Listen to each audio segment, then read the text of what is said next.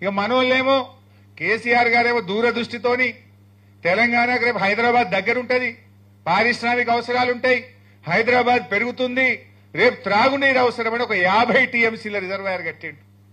నిజానికి నేను ఆ జిల్లా మంత్రిని.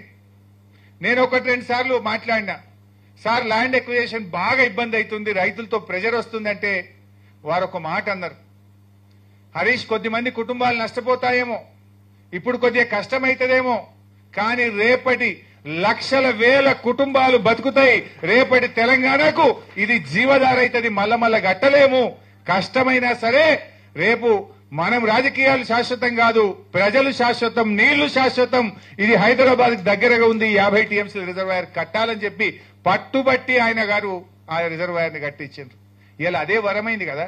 ఇవాళ రేవంత్ రెడ్డి ఇంతగానే ఎగురుతుండు, ఏమెగురుతుండు, కాళేశ్వరం కూలిందని ఒక దిక్కు అంటాడు, మల్లన్న సాగర్ నుంచి